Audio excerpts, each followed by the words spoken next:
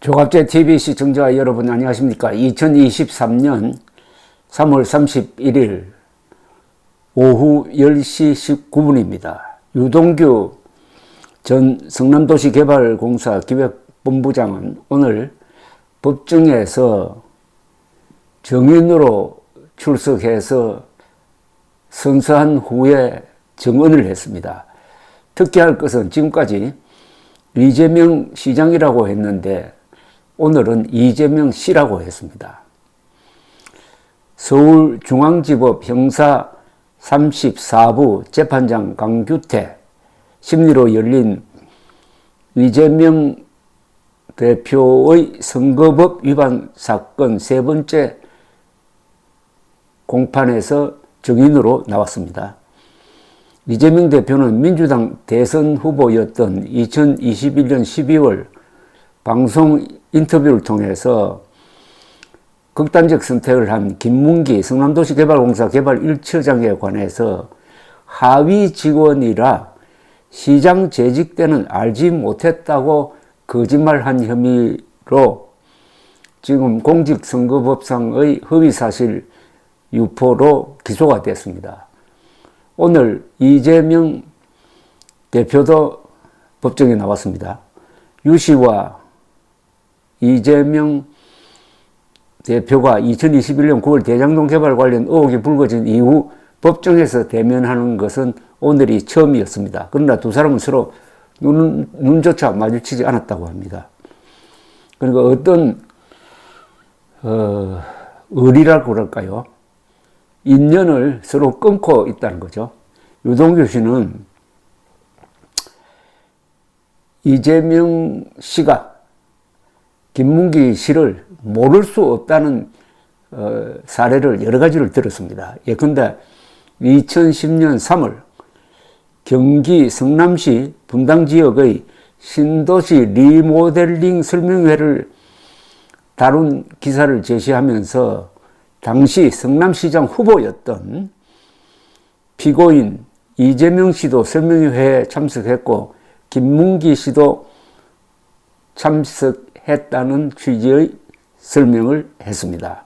유 씨는 김문기 씨로부터 이재명 씨와 따로 통화했다는 말을 들었다고 증언을 했습니다. 검찰이 김문기 씨에게 들은 경위를 다시 묻자 유동규 씨는 김문기 씨가 행사에 누가 오느냐고 해서 내가 이재명 씨가 온다고 하니까 자기와 이미 통화를 했다고 말했습니다. 이어서 이재명 씨를 세미나 등에서 봐서 그때부터 좀 아는 것 같았다고도 했습니다.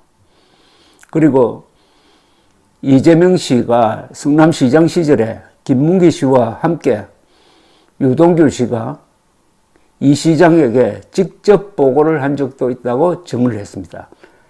검찰이 김문기 씨가 공사에 입사한 이후 이재명 대표에게 알려주거나 소개해 준 일이 있느냐고 묻자 유동규 씨는 같이 보고하러 간 적이 있다. 이미 아는 사람이라서 소개할 이유가 없었다고 했습니다.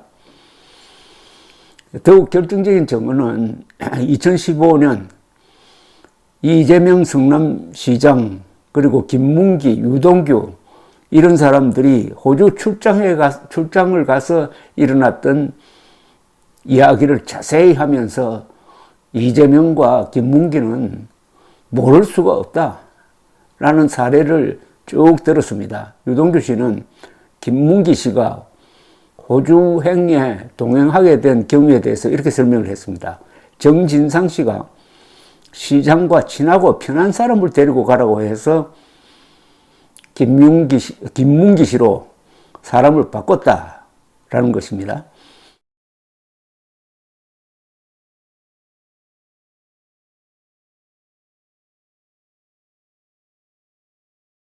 또 이재명 당시 시장과 김문기 씨는 서로 아는 사이라서 자연스럽게 다녔다.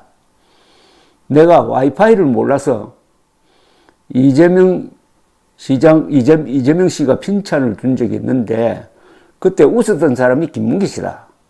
라고 했고, 오클랜드 엘버트 공원에서 이재명 시장과 김문기 씨가 두 손을 마주 잡으며 큰 나무를 감싼 사진에 대해서는 우리나라 사람들이 길이를 재보는 특성들이 있다. 특별한 건 없었고 스스럼 없이 지냈다. 굵은 나무가 있으니까 사진 한번 찍자고 했다는 등의 이야기를 했습니다.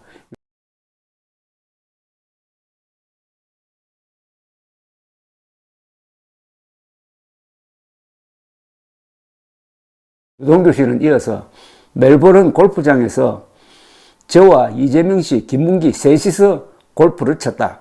이재명 씨가 김문기 씨와 바다 낚시를 가서 큰 참돔을 잡았다고 해서 기분이 좋았겠다고 생각했다고 했습니다. 유동규 씨는 이날 법정에서 이재명 대표를 이재명 씨라고 했습니다. 대장동 사건이 워낙 크니까 이 선거법 위반 사건은 사소한 것으로 보이지만 그렇지가 않습니다. 이게 더 클 수가 있습니다. 만약 이 재판 과정에서 이재명 대표가 벌금 100만 원 이상을 선고받고 이게 확정이 되면은 국회의원직에서 물러날 뿐만 아니라 출마도 불가능합니다. 그러니까 피선거권도 5년간 잃게 됩니다. 여기만 끝나는 게 아닙니다. 지난 대선 때 민주당이 지출을 했다가 중앙선거관리위원회로부터 보전받은 선거비용 434억 원을 반환해야 합니다. 이재명 정치생命끝난다 이겁니다. 그런데 이재명 씨는 과거에 이런 사건이 한 번 있었죠. 2018년 경기도지사 선거에서 당선된 뒤에 이번과 비슷한 공직선거법상 허위사실 공표 혐의로 죽다가 살았습니다. 2심에서는 벌금 100만 원 이상 선고를 받아가지고 대법원에서 확정되면은 경기도 지사직을 잃게 되어 있었는데 아주 묘한 판결로 대법원에서 파기환송되면서 결국 살아났습니다. 그때 김명수 대법원장이 전원 합의체 판결을 이끌었는데 이때 아슬아슬하게 유죄를 면했습니다. 그때 권순일이라는 사람이 이재명의 무죄 선고를 이끄는데 중심적 역할을 했다. 그래서 그 대가로 뭘 받았다 해가지고 지금 수사 대상으로 거론이 되고 있습니다. 그때는 형의 정신병동 입원 논란과 관련해서 지사 후보 토론회 때 거짓말을 했다. 거짓말한 것은 틀림없다고 인정을 했지만은 대법원 판결은 적극적인 거짓말이 아니었다 해가지고 무죄 취지의 파기환송을 했고 그게 결국 무죄로 확정이 되었던 것입니다. 아주 운 좋게 로비를 잘해서 그랬는지 그건 앞으로 천천히 밝혀지겠지만은 살아났는데 이번에 이 김문기 관련 사건은 훨씬 더 그때보다 불리하게 돌아가고 있습니다.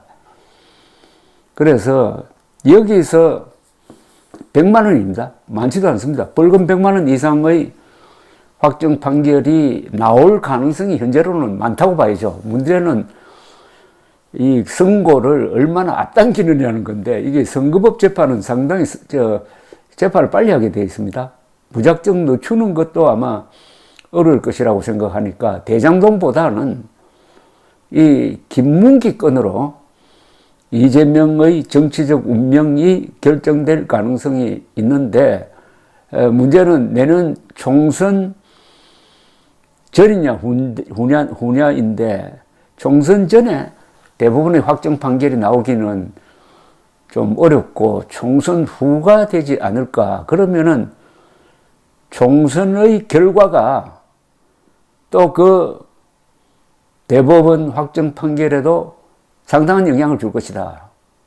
이렇게 보여집니다. 아주 중요한 재판 하나가 계속 진행 중에 있습니다. 감사합니다.